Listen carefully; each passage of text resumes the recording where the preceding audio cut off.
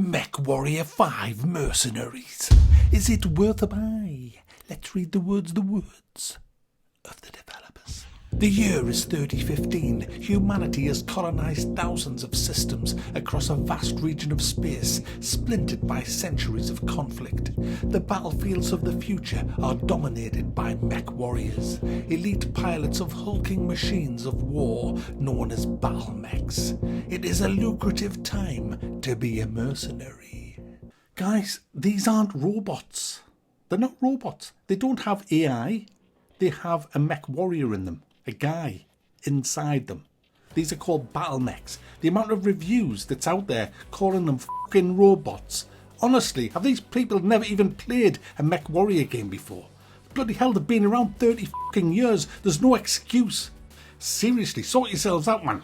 Anyway, before we get into the nitty gritty, let's have a quick look at the graphics. They're alright, they're nothing great. It has a few splatterings of graphical options. I've been running it in 1440p. And I've never had any issues at all, unlike the beta where I was getting a few frame drops, some of them really bad. There's been some new graphical drivers from Nvidia since the game launched properly, and I've never had any issues whatsoever. It runs really, really well with everything on. Sound wise, it's got good music and it has awesome SFX for the actual lasers, the ballistic weapons, the missiles, the damage. It all sounds great.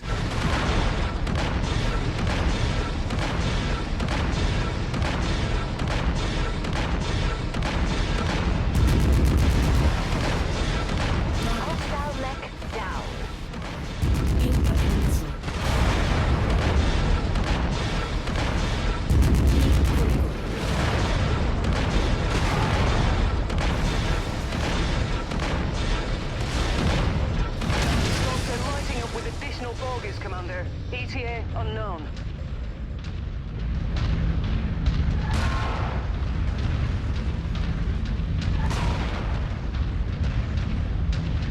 Where it's not so good is when you're walking through trees. That noise just grates on me after a while. But worse than that are the voiceovers. My goodness. The voiceovers for the campaign are atrocious at times. It's almost like the people were given their paragraphs to read and they decided to do it line by line on different days when they were in different moods. It's all just doesn't work very well at all. After an Inferno attack inside Marek territory, Marek refugees fled for their lives. Their only path of escape was across the border into Liao territory. House Liao is refusing the refugees free passage back to Marek space with the intent of destabilizing the contested border region. A bit like the story, to be honest. It's very poor, the story. And listen, I'm going to tell you something from the off. I've noticed in a few reviews people are saying, oh yeah, the game's 25 hours long. No, it's not. There is no time on this game. Well, I have no idea how long. I've been playing it for 2 days. And I'm nowhere near finished it. Two whole days. You get this enormous map full of planets, full of missions for each different house faction. And you can go anywhere you want. It's completely sandbox. And you do the missions based on your reputation. Because if you go out of that, you're going to get into some serious shit that you're not going to be prepared for, which I'll come to in a minute. But there is no time on this. So don't listen to the... Honestly, some reviewers suck. There's no time on this. There really isn't. You could take 100 hours over this. You could go around the whole map and do what the hell ever you want. It's just the campaign. I've had a campaign mission sitting there for like 4 hours, and I thought, I'm not doing that. I'm going over here. I want better mechs. I want better guns. I want more money. You know, it's just that's the kind of game it is. You go where you want, when you want, how you want. It's your mercenary outfit that you're running. No one tells you where you have to go. You decide. You decide when you're going there. And that's what I really like about this game. It is so immersive in that area where you are actually running your own mech warrior group. Now, as I said, the way this works is you've got a huge map, and every dot that you can see there's a planet. And you can see the different colours, they're the different factions. Different factions control different areas of the actual map. The map is the inner sphere. And you have to go around that doing contracts. You're a mercenary unit. You get paid to go down and kick people's asses, destroy people's cities. Oh, you're a bastard in this. We were just running through buildings full of women and children. We don't care. If the price is right, And as you fulfill each mission, you will get rep. You will get reputation. The higher your reputation, the better mechs will become available, the better contracts, the more money, etc, etc. The further you go into the map, the more difficult it will be, because you'll be coming across huge assault mechs. You start off in just little light mechs. In fact, the mech you get's a medium mech. It's the Centurion, which is probably the mech that I would have wanted to be in had I been able to choose, because it is a very hardy mech. It's a very, very hardy mech, the Centurion, and it needs to be, because early on you're going to get some heat from the cops. You really are, simply because you're going to be the only one in your lance until you get to the point through the tutorial, which is excellent, by the way, where you then hire other Mechwarriors and then you buy other battle mechs. Now, the game has like a gameplay loop. It starts with getting a mission. So you take your mission, you decide, yes, I'm going to go for that mission. Then you look at the weight tonnage of that mission. It could be 170, it could be 175, it could be up to 400 tons. Now what that means is you have a lance of mechs, which is up to 4 mechs in a lance, but you can't exceed the combined weight together of the tonnage of that mission. So if that tonnage of the mission is 170, all your combined mech weight can't be over 170. That's a way to balance the game out, just to keep the game playable, and it works really, really well. So you've got to decide what type of mechs to take with you. Now, the customization on the mechs is great. It's not as good as Mechwarrior Online, and that's down to the timeline of this. You can't, for example, swap out standard engines for XL engines and things like that. The actual engine thing can't be changed at all. You've got to go with the engine that you get. But what you can do is you can change the weapons on the hard points. Now the hard points is going to be lasers, ballistics and missiles. So you can decide what you want to put on there, providing that the actual hard point and the tonnage of the weapon match. So you can do all of that. You can also put heat sinks in and jump jets and ammo, of course, to make your life a lot easier. You can repair your mechs as well. Everything costs money in this game, and you earn the money by doing the actual missions, or contracts as the proper name for them.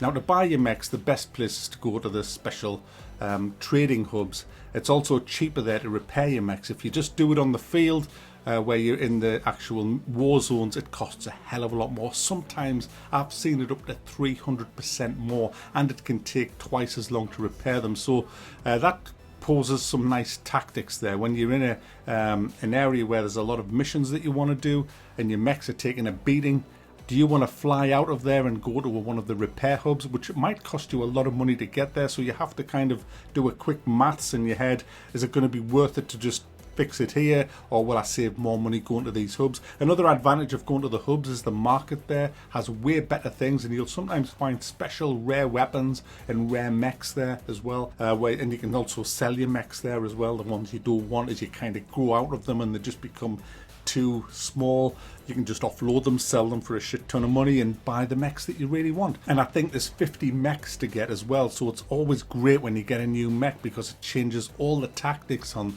the actual way you play it. And also worth noting on this is that the weapons that you fit to your mech are different tier quality. That's what the little white dots on each weapon mean. So obviously, as you get through the game, you'll get better and better tiered weapons. They cost more money, but they're way better. Now, the whole control system comes straight from Mechwarrior Online, which is fantastic. The control in that is really, really good.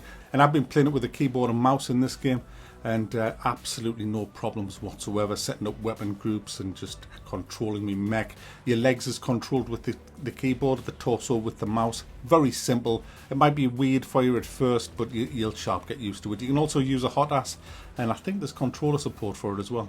Now, you control your lance with the function keys. It's very simple. You just hit the key for the specific mech you want to control, or for all of them. You can tell them to attack your target, to wait over there, to form up on you, and things like that.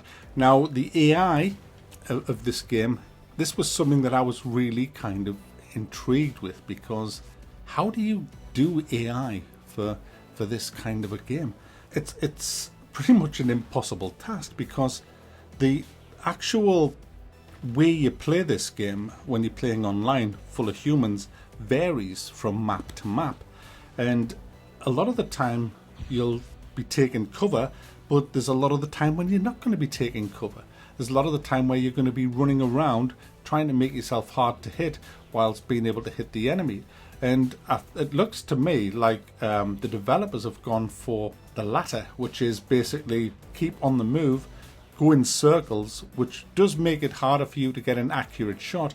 And accuracy is very important in this game because as you hit mechs, you blow things off them, you get through their armor. And if you're actually targeting them, you will see which areas are becoming weak with your hits.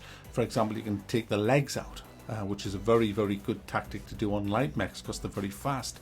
You can hit the center torso. If you hit the center torso enough times, it will just explode, and that's the end of the mech. If you get a headshot and take through the head armor, which is very hard to do on a moving mech, then you'll take them out. That has the least armor on the mech, along with the rear of the actual mech. So you have to keep an eye where you're hitting, try and keep it consistent. And if the mech's moving around, it's a lot harder to do. If it's kind of trying to hide behind things, it's going to be a lot easier. So I think they've made the right choice in actually having the mechs running around. It makes it really fun when there's a few years out there and you're getting attacked off a whole lance of enemy mechs, and there's just mechs running all over the place.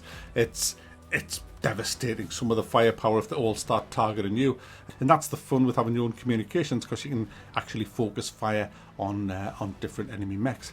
The game has co-op as well in the campaign. Now your friends don't bring in their own mechs, they will pilot your mechs, so make sure you can trust them or they'll be trashing your mechs.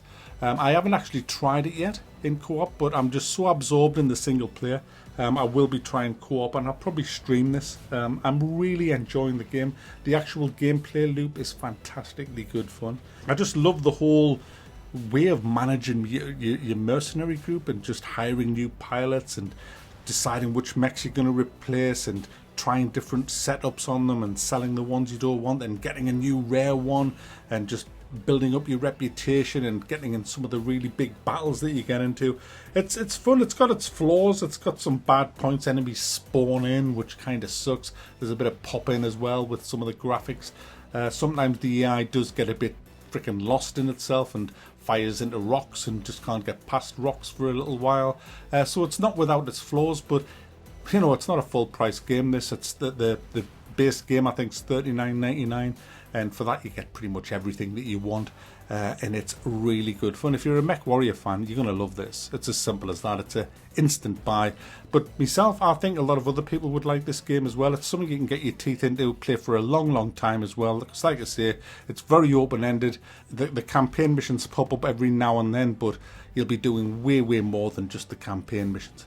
So there you go, guys. Mechwarrior 5 Mercenaries is definitely worth a buy.